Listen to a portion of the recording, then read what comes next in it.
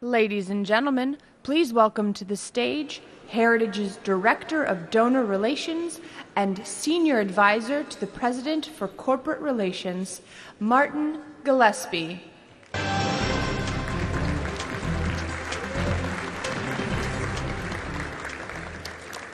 Good morning, ladies and gentlemen. I hope you all had an awesome first day of President's Club. My name is Martin Gillespie, and I'm very privileged to serve with our team of development officers and the best donors in this entire country. And boy, do we have an awesome lineup for you all today. You know, if you think about it, how many conferences can you attend where on one day you start with the Secretary of State and you end with the Vice President of the United States of America? That's pretty awesome. So I was thinking about why do the really most important people in the world consistently come back to Heritage? You know, is it our physical location on Capitol Hill, which many of you toured yesterday at our open house?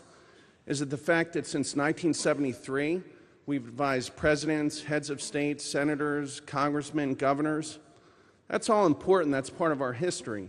But the real reason they're here time after time is because of you.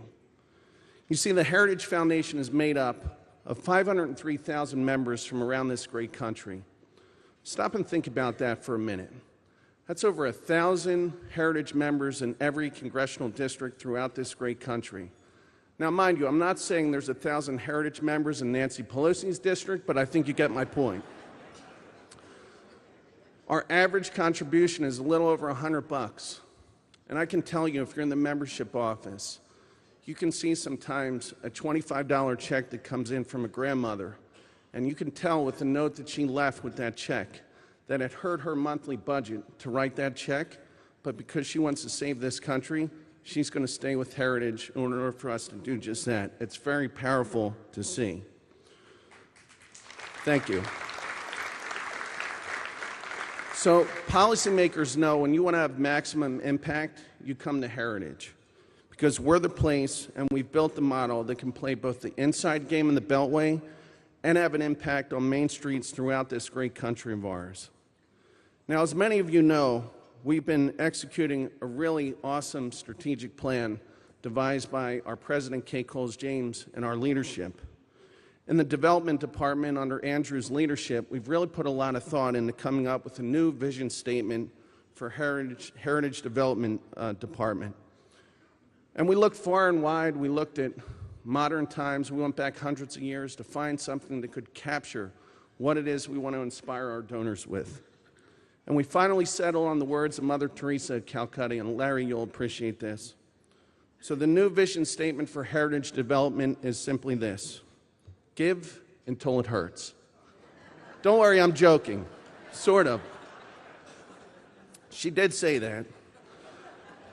We do believe in sacrificial giving at Heritage, and that's why all of you are here.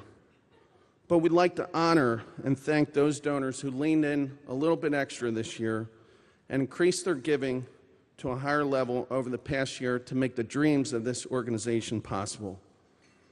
We have some wonderful patriots' names that are going to be shown here on the screen.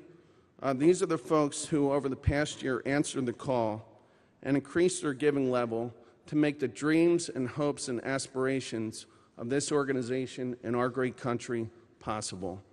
Now, Heritage members have a pretty common trait, and one of which is humility.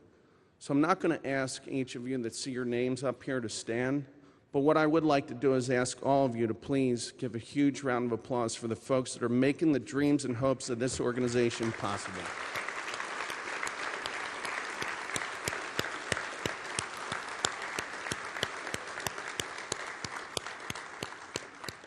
And now I would like to ask our esteemed President, Kay Coles James, to take the stage once again and introduce our speaker for this morning. Thank you very much.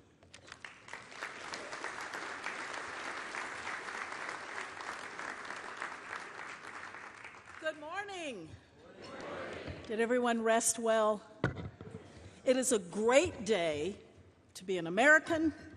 It is a great day to be a member of the Heritage Foundation, and it's a super great day to be a Nats fan. If you're from Washington, you understand, and if you're not, it's just in our blood. So we're excited about the series. Well, it is my pleasure this morning, and I have the privilege of introducing to you not only our Secretary of State, but a friend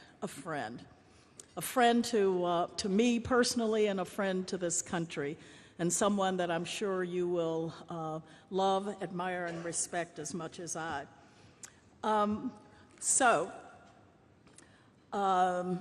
Great day of programming ahead. And we're starting off this morning in the high-stakes world of foreign affairs with the man at the center of it all, our Secretary of State, Mike Pompeo.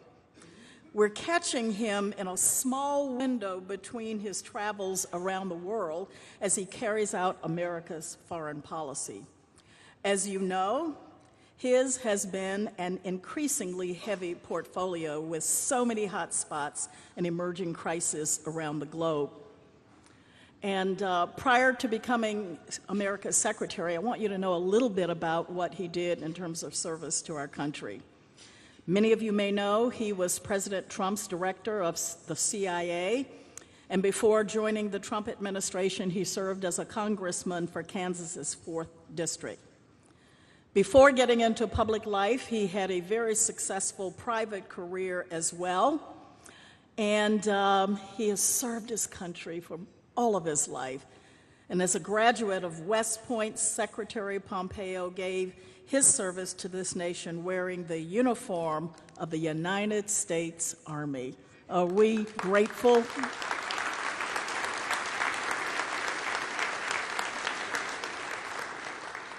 This morning he's going to talk about some of the major foreign concerns in the world today.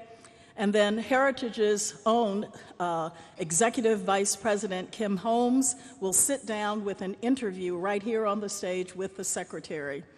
Many of you know that Kim is a former Assistant Secretary of State and oversaw Heritage's defense and foreign policy team for more than 2 decades. I can't think of a better person to engage our current Secretary in a conversation this morning. And without further ado, ladies and gentlemen, please join me in welcoming my friend and America's Secretary of State, Mike Pompeo. Okay. Thank you. That's it. Very kind. Thank you so much. Thank you. Thank you, everybody. Thanks. Thank you. Thank you all. Thank you. Well, good morning, everyone. So I've got a prepared speech, and then I got some thoughts, and I'll mix them in this morning.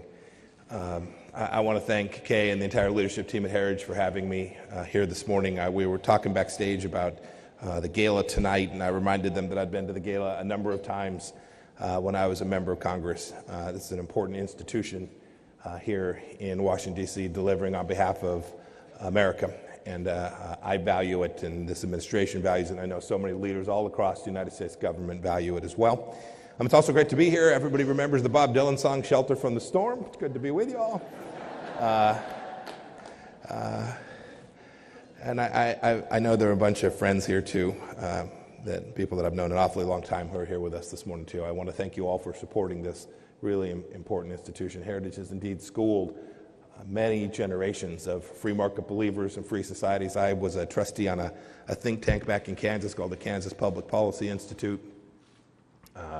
We would read Heritage reports all the time to try to make sure we were getting it right and trying to get it right for the state of Kansas in the same way you all here are doing that for Washington. The last time I had the privilege to speak in front of a Heritage audience was in May of last year. I'd been the Secretary of State for a number of days. I was already missing the CIA. It was a much quieter, much less public space. Look, we had just pulled out of the Iran nuclear deal. I'd laid out 12 conditions, including that Iran end its ballistic missile program, release U.S. hostages, stop financing terrorism, radical stuff.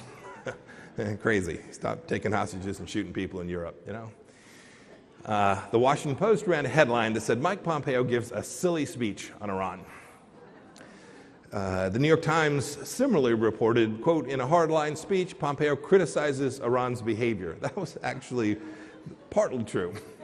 I was criticizing their behavior. There's much more hardline, and you've seen that. Now, compare that to the headline from the Heritage Org that ran the same day, which says, quote, Pompeo stands up for the Iranian people in a major speech.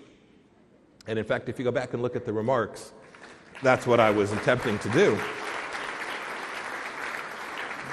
And indeed, I say that sets the tone for what I want to talk about today. We were standing up there for the Iranian people.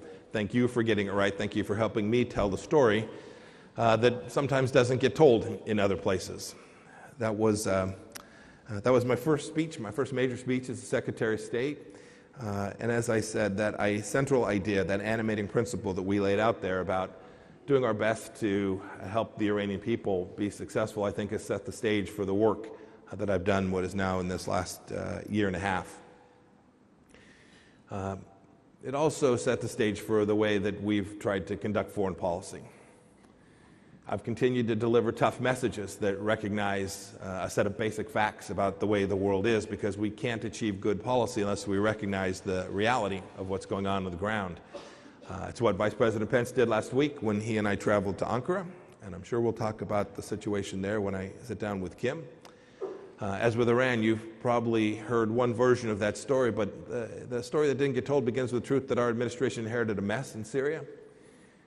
The previous administration had allowed the caliphate to take root not only in Syria, but in western Iraq, approaching the outward parts of Erbil. It was the Trump administration, with the help of the SDF fighters and 70 nations, that built a coalition, something that never gets talked about. The work that we did to build out that team, united around the destruction of the caliphate in Syria and Iraq, was important and effective. Kurdish forces there, the Arab fighters that were part of the SDF were great warriors. We also are mindful that our NATO ally Turkey has legitimate security concerns there. Indeed, the United States has designated the PKK as terrorists for an awfully long time. We take those concerns seriously. And so we were working, the State Department in the lead, along with our brethren at the Department of Defense, to build out a safe zone in the region, to try to mediate between the two. President Trump warned Turkey not to invade. Sadly, they conducted the incursion. And when President Erdogan went ahead, he sent a diplomatic team to try and avert disaster. You'll see here in just a few hours the 120-hour window will arrive. I'll talk more about the status, but some progress has certainly been made. The truth was that it was not in Turkey's interest as a NATO ally to continue with that incursion. The truth was that our invasion set back our shared fight against ISIS. We think now we're in a better place. The truth was that President Trump was prepared to cause and raise costs for Turkey in the event that they continued their incursion. So the President used America's economic might, our economic power, to avoid a kinetic conflict with a NATO ally. And as President Trump tweeted that very day, there needed to be some tough love in order to get it done.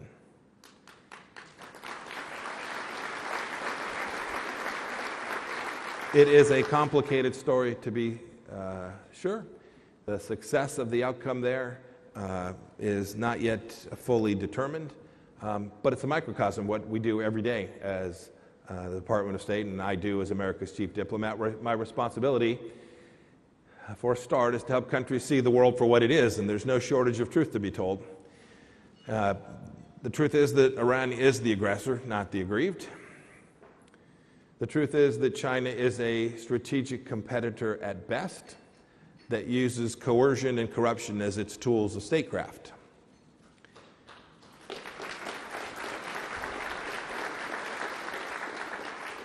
The truth is that we can't rely on failed strategies to convince Chairman Kim to give up his nuclear weapons. There's still much work to be done. And the truth is that we won't achieve peace and reconciliation in Afghanistan without every party at the table.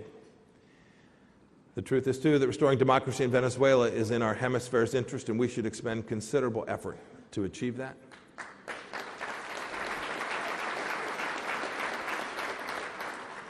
And the truth is that every nation has a responsibility to share the burden of these global mission sets to achieve security around the world.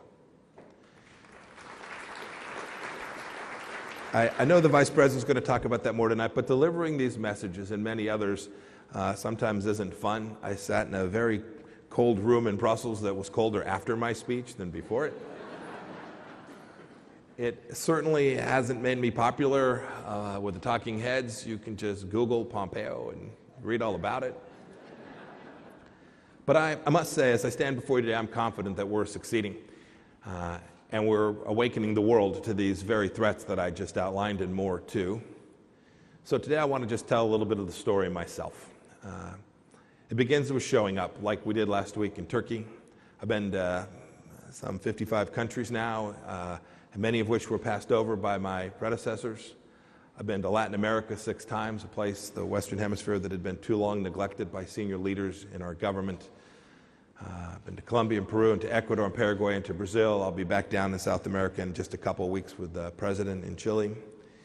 I went to Finland in May to bring real truth about what's going on in the Arctic, about Chinese and Russian land grabs and militarization in that region. And I traveled not just to Australia, India, and Thailand to present our vision for a free and open Indo-Pacific, but I also had the opportunity to be the first Secretary of State in history to go to Micronesia. And when there, I talked about the important interests that the Micronesian people have in ensuring that China is something about which they are fully aware. I had the good joy to go to Hungary and Slovakia and to Iceland and to Montenegro, all of which hadn't had a Secretary of State visit in way too long. And then I traveled for the first time as a Secretary of State, because it's the first time it was possible to travel to North Macedonia, a pro-America stronghold in the Balkans. You know, I guess that the number of Americans that know about this work is few and far between, and that's okay. But the truth is, the story about what the Trump administration is doing needs to be told. That's my job. It's why I'm here today. It's why I travel here domestically, probably more than many secretaries of state have done so too. I think it's important that the American people get a chance to see what it is their taxpayer dollars are being used for by the United States Department of State.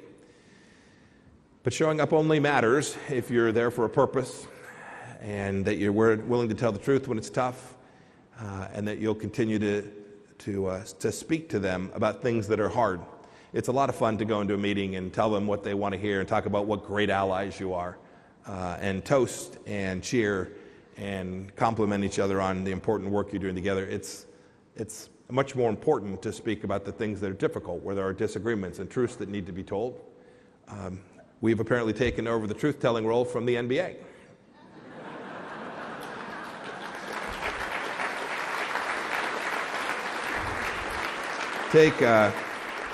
If you go back and look too, I knew when I was 7 years old I was going to be in that league, and it's just too bad. You know, take Iran as a good example. I referenced this at the beginning. Ever since I gave that silly speech, the conversation's turned. Hundreds of private companies are on board with our sanctions. There was this threat that European companies would stay in Europe. I was told so many times, boy, American sanctions alone won't work. You should ask the Ayatollah if that statement is true. And after the regime bombed Saudi oil facilities, Britain, France, Germany, the E3 released a statement. They said that they believed it was clear, quote, clear to us that Iran bears responsibility for this attack, and that the time has come for Iran to accept negotiation on a long-term framework for its nuclear program. That is a very different position than they were in before American diplomacy began to put pressure on the Islamic Republic of Iran and its corrupt, kleptocratic regime.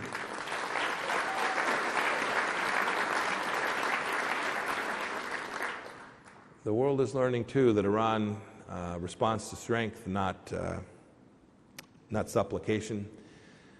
Iran is only one chapter 2 in the story. Look at the way President Trump has changed the global conversation on China. Or consider the numerous instances of American principles returning to multilateral bodies, thanks in large to bold strategies of this administration. We put together an enormous coalition. I'm incredibly proud of a Foreign Service officer of the State Department. Put together a coalition, I'll call it the Lima Group, dedicating themselves to restoring democracy to Venezuela. 50-plus countries now recognize Juan Guaido as the duly elected leader of the Venezuelan people. This was good, solid diplomatic work, hard fought, and done with the elan of the American State Department. We convinced ASEAN to declare its support for sovereignty and a rules-based order in the Indo-Pacific as well. We've reconvened the Quad, the security talks between Japan, Australia, India, and the United States that had been dormant for 9 years. This will prove very important in the efforts ahead, ensuring that China retains only its proper place in the world. And I'm very proud, too, we hosted more than 100 nations for the Ministerial to Advance Religious Freedom, the largest human rights conference ever held at the State Department, ever. We've done it for 2 years running.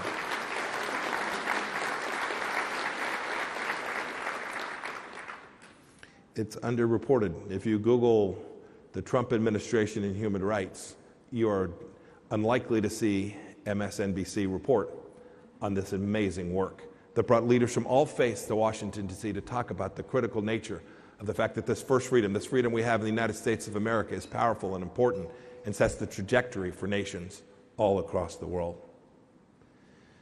Just recently, 20 nations joined us at the UN in a letter that claimed that abortion is in fact,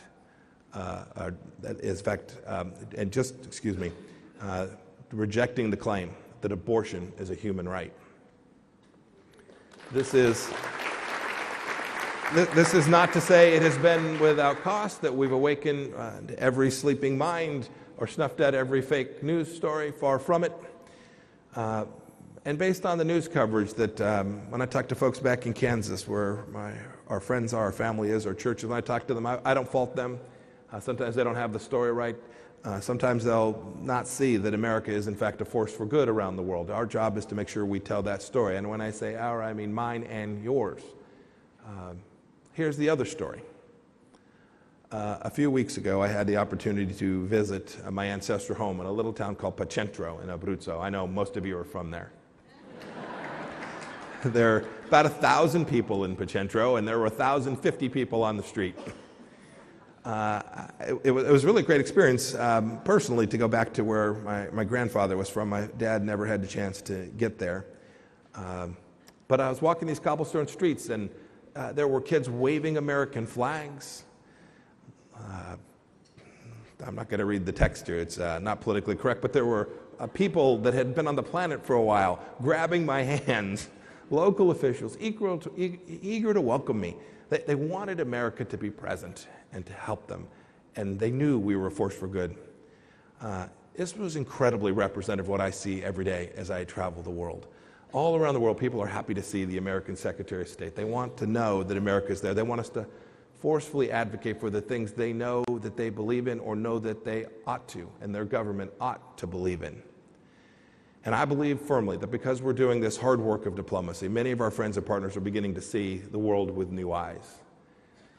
For now, that's the story. I'm confident that our record backs it up and that history will reflect that as well. I wish you all the best of luck. Thank you all for being here with me today, and I look forward to taking some questions. May God bless Heritage, and God bless the United States of America.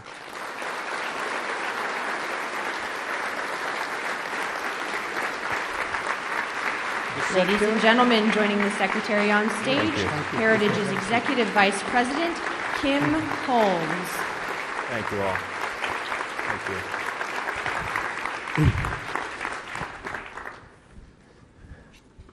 Good morning, Mr. Secretary. Good morning. Good morning to all of you. It's really a pleasure and honor to have all of you here this morning. It's an honor to have you as well, Mr. Secretary. We follow what you do very closely. We're very proud to have you here this morning. And we only have a very little bit of time, and I want to use it as wisely and as efficiently as I can. So I'm going to launch into a couple of questions. That sounds great. Thank you. I appreciate that. I'll try and be efficient as well. Yeah, good. And the first is that I have spent the last couple of years, as I mentioned to you in passing just a minute ago, traveling to Europe on a speaking tour, explaining to Europeans mostly what the Trump administration is doing and also where America is heading in the world. And it's the question I most often get: where is America heading in the world? Is this a new era that we're in? Does the Trump administration's foreign policy represent a change from the past? If so, what's new? And how is it adapting to the new conditions and the new era that we are now in? Yeah. So I get this question in Europe too. But you do. And what I remind all the leaders with whom I meet is that the West, for an awfully long time, since 9/11, has spent an awful lot of resources on the counterterrorism fight. It was completely appropriate. We frankly have done this collectively incredibly well. We should be proud of that, and we should not let our foot off the gas or our foot off the radical Islamic terrorist throat. But the challenges, the big challenges the world faces today are different from that, or at least additive to that. And I remind them that a nation unprepared to speak to their people candidly about the risks that their nation faces is a nation that will ultimately succumb to those risks. And America will never let that happen. President Trump will never let that happen. You see it in not only defense budgets, but you see it in all the elements of American power we're bringing to bear. I remind every one of these countries that without a strong economy, without free markets and economic growth and well-being, a nation's capacity is limited, not just their capacity to field an army or to fly an airplane, but their capacity for the world to understand that this is a nation that has true ability to impact outcomes. We see this all the time in how the United States interacts economically. We use those economic tools to the benefit of the American people, and I think to the benefit of the world, and I remind them of that. So it has changed. The change that have taken place in China is something that all of us sat on for too long, didn't do nearly enough. When I say all of us, I'm served in Congress for a handful of years. I didn't do enough. But we now can see this very clearly, and we see the challenges clearly. We want the world, including Europe, to understand these risks. It gets shorthanded by talking, just the word Huawei gets shouted a lot, but it's so much bigger and deeper, and the challenge is so much greater than that. So we need to align collectively to ensure that this idea that we've had as the central tenet of how the world will engage, there'll be a set of rules, there'll be a set of standards, there'll be free trade and free commerce, all the central principles that animate what our founders talked about in our Constitution need to undergird the world for the next century, for our kids and grandkids. And so in that sense, I think the Trump administration has taken a very realistic view of the world, to call them like we see them, to push back against those threats that are real. We've been restrained too. I talked about this in some remarks I gave at Claremont. We've recognized that we can't be all things everywhere all the time. No nation has the capacity to deliver that. And that means not that you abandon the field, but that you calibrate your resources to effectively address the relative risks. You do this in your business every single day. We do it in our families every single day. We assign resources against problem sets to match the threat. I think that is those two things undergird a set of changes that I think this administration has set in motion, but I am confident that the next administrations will come into office and they'll see these issues the same way because they're right. And I'm confident that American policy will go deliver American capabilities around the world to support our friends and allies and continue to ensure that America has a next century that is successful and prosperous for our people. Do you think the old guard in Europe is getting it? Do I think the old guard in Europe is getting it? Europe's a big place. That's why I asked. How that was efficient. That was very efficient. Good. Mr. Secretary, you mentioned in your speech the importance of religious liberty.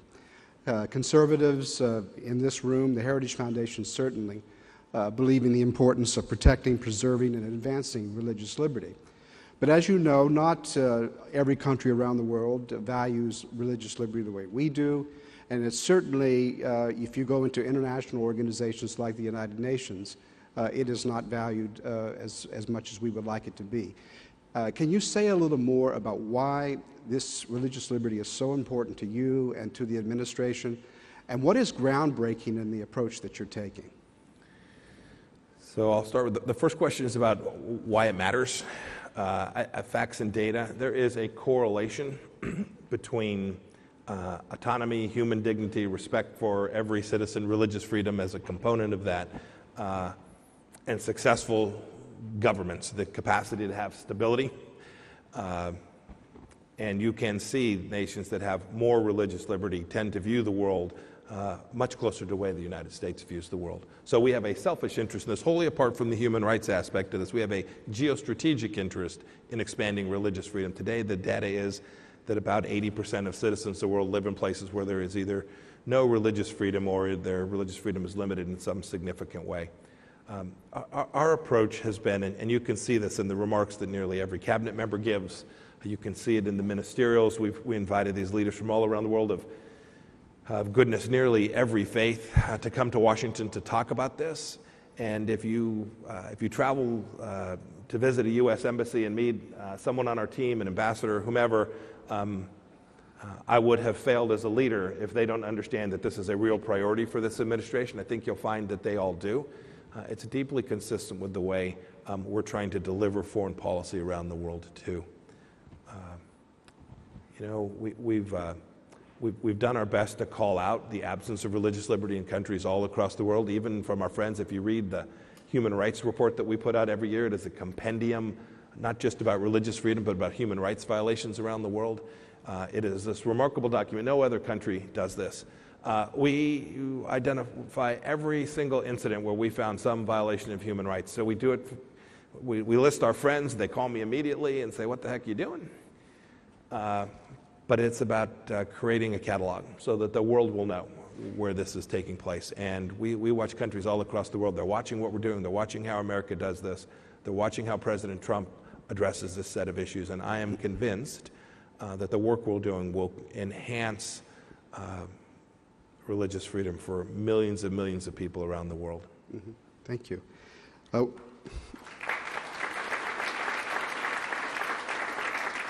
One last question. And I know that in July the Commission for Unalienable Rights was released. And I know this is a commission and a cause that's very important to you personally. It took some time to get it up and running. Not everybody sees human rights and the tradition of natural law and natural rights that you and I and the founders and many people in this room do. Can you say a few words about why that commission is so important and also what's new about it? So I personally have just had this as something I've cared about for a long time. Since I was a young soldier and was studying just war theory and the central ideas about how human beings had an obligation to interact with each other. It also rises. I'm an evangelical Christian, so I see this in my faith life as well. But when I came to the State Department, it became very clear to me, and I had seen this in my time in Congress too. People throw around the world rights an awful lot, and bad actors around the world couch their tragic behavior, their evil behavior in the language of rights. And then I watched the State Department not have clarity with how it spoke about rights. There wasn't a standard for how we were going to think about that as we sent these amazing young Americans out to the field to interact with their counterparts all across the world. I wanted to make sure that they had a grounding in what were these rights, the ones that truly mattered and were real. And so I started thinking about this early in my time. It took me too long to get going, but we're in a good place now. We'll kick it off tomorrow with our first public hearing. And we'll invite people. There'll be those who just think we're all wet. So be it. We'll have a good, candid discussion. But the idea is to take and reground the rights that we talk about in the traditions of America, what was in our Declaration of Independence and our Constitution, and to take another look at them. We all know about the Human Rights Declaration back from 1948. State Department was very involved in that. We want to go lay down with clarity not only what these human rights are, these fundamental rights are, but from what it is they are derived, how we got there, because we think that's very important to understand as well. We'll put out a document that I think will be a true marker for the world to talk about human rights in the right way. When you see Venezuela get on the Human Rights Council at the UN, it cries out for a re-examination of these fundamental first principles. And it's not about policy. It's about understanding these first principles in a way that are consistent with the American tradition. And that's the mission set that I've asked the Unalienable Rights Commission to engage in. We brought scholars from across the political spectrum together. They'll think, they'll work, they'll talk, they'll write, and we'll see what comes forward. Mr. Secretary, thank you very much for your time this morning. I understand that you get to go home. Kansas for the first time. How many years? It's been too long. Too yes. long. It's been too long. Well, have a safe trip back. Thank you very much for coming this morning. Let's welcome and thank the Secretary of State, Kim. Pompeo. Thank you. Thank you. Thanks, everybody. Thank you all.